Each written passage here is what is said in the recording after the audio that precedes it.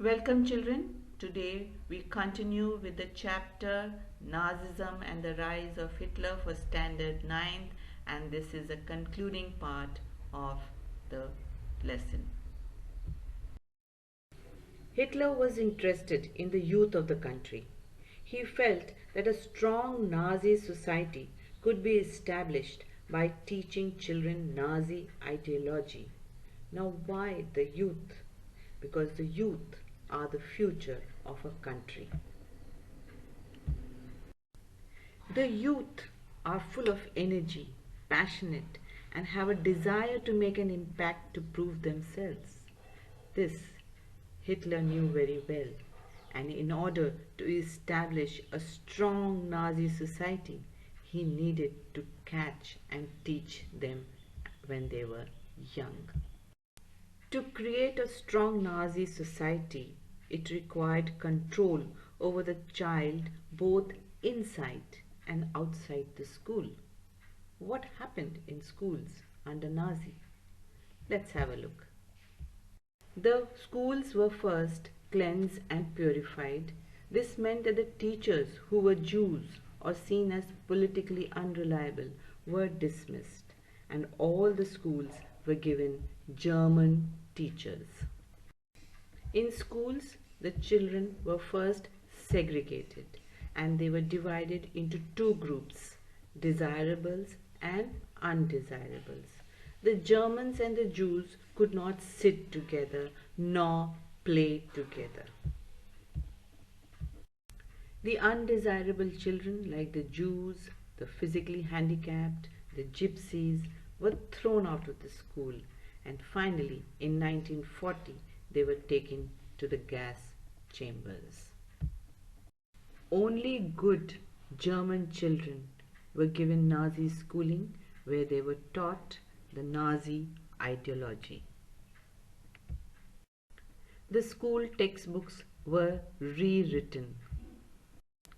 Racial science was introduced to justify Nazis' idea of race, and stereotypes about Jews were also popularized even in the classrooms.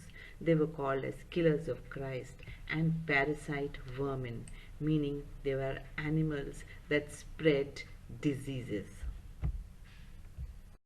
Now in schools, children were taught to be loyal, to be submissive, that is to be obedient, hate the Jews and worship Hitler. Even through sports, children were taught violence and aggression.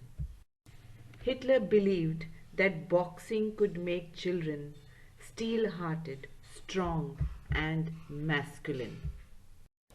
Youth organizations were set up, and these organizations were responsible for educating the German youth in the spirit of National Socialism. That means teaching the Nazi ideologies. At 10 years, they had to enter Jong Walk. It was an organization for the young people.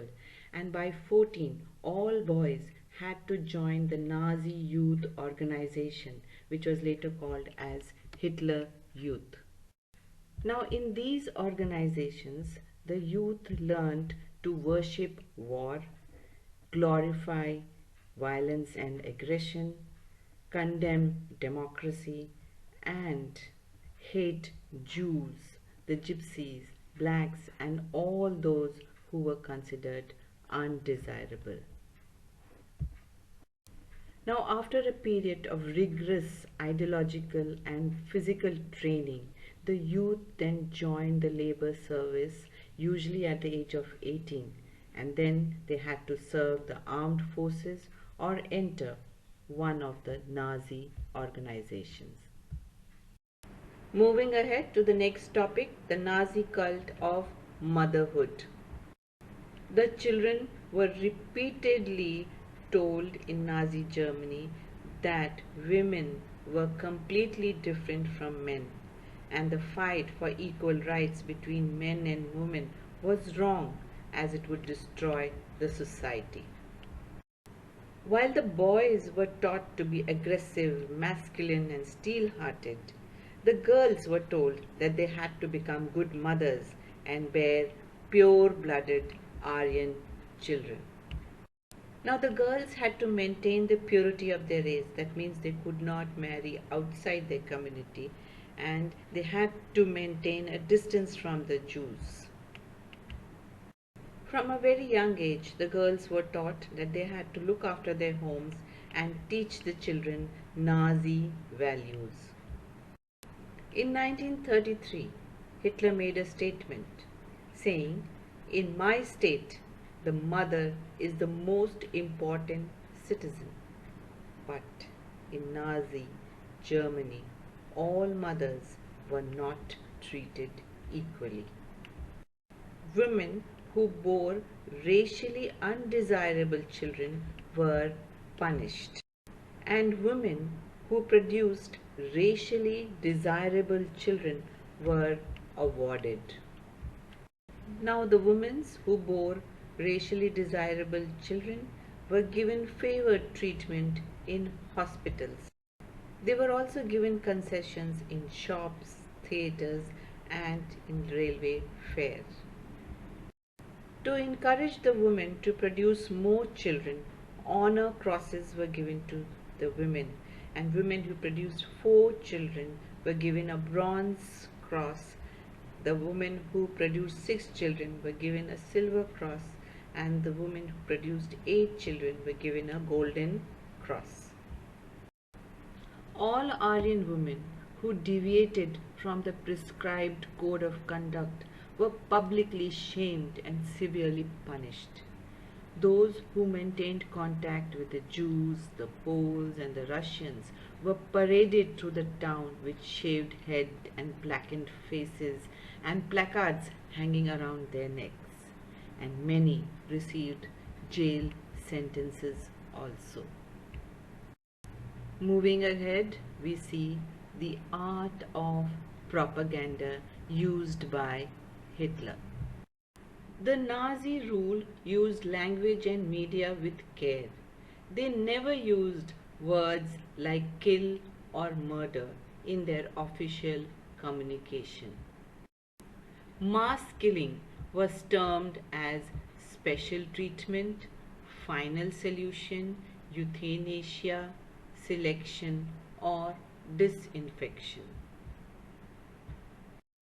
The word evacuation meant deporting people to gas chambers. Now, do you know what gas chambers were called? Gas chambers were called as disinfection areas, which looked like bathrooms equipped with fake shower heads. The media popularized Nazis' ideas through visual images, films, radios, posters, catchy slogans, and leaflets. In posters, the groups who were enemies of the Germans were stereotyped, mocked, abused, and described as evils. The Jews were shown with flowing beards and wearing kaftans, and they were referred to as vermin, pests, and rats, and their movements were compared to those of rats. Now, the Nazis did all this propaganda to win the support of the people by suggesting that the Nazis alone could solve all their problems. Moving ahead, the ordinary people and the crimes against humanity. How did the common people react to Nazism? Let's see. Now, many Germans were very impressed with the Nazi ideologies, and they saw the world through Nazi eyes, and they spoke their mind in the Nazi language. They believed that Nazism would bring prosperity and would improve their condition. They felt hatred and anger inside when they saw someone who looked like a Jew. They marked the houses of the Jews and reported suspicious neighbors because they believed in Nazism ideology and could not think beyond that. But not every German was a Nazi. Many organized active resistance against Nazism. They organized rallies and campaigns and protested against it. And for that, they had to pay heavily. Either they were put in jail or had to face lathi charge by the police and even death. A large majority of Germans were just passive onlookers. They were too scared to act, to differ, or to protest. Pastor Niemöller was a resistant fighter, a fighter who fought against the ideologies of Nazism. He observed that in spite of the brutal and organized killings by the Nazis, the Germans remained silent and did not protest. What did the Jews feel in Nazi Germany? A writer, Charlotte Barrett, secretly recorded the Jews' dreams in her diary, which was later published in a book called The Third Reach of Dreams. She describes how the Jews themselves began believing what the Nazis thought about them. They dreamt of the crooked nose, black eyes, black hair, Jewish looks, and body movements.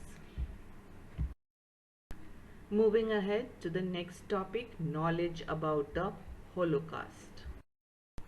The Second World War ended and Germany was defeated. And it was now that the world came to know about the horrors and the crime against humanity, especially against the Jews, that were done by the Nazis. The Jews wanted the world to remember the atrocities and the suffering that they had endured during the Nazi killing operations. They collected and preserved documents, wrote diaries, kept notebooks, and created archives which were called as the Holocaust. On the other hand, when the war was lost, the Nazi leadership distributed petrol to its officials to destroy all evidence available in offices. The history and the memories of the Holocaust live on in the memoirs, fiction, documents, memorials, museums in many parts of the world today. These are tributes to those who resisted Nazism and a warning to those who watched the Nazi crimes in silence. In 1945, Germany lost the Second World War and surrendered to its allies. After the defeat, Hitler anticipated that he will be tried by the International Court. So along with his propaganda minister Goebbels and his entire family committed suicide. After the end of the Second World War, an international military tribunal was set up at Nuremberg to prosecute the Nazi war criminals. The International Military Tribunal was set up to prosecute the Nazi war criminals for their crimes against peace, their war crimes, and most importantly, their crime against humanity, especially the mass killing of the Jews. The tribunal sentenced only 11 Nazis to death. Many Nazis were imprisoned for life. This punishment was much less than the barbaric way the Nazis had used to kill the Jews. The Allies did not want to be as harsh on defeated Germany as they had been in the First World War. So children, the Holocaust was one of the worst events that has ever happened in history. To prevent something like that happening again, it is essential to remember that all human beings are equal, irrespective of race, gender, religion. Oof. Now that brings us to the end of the chapter. Till then, bye. Thank you.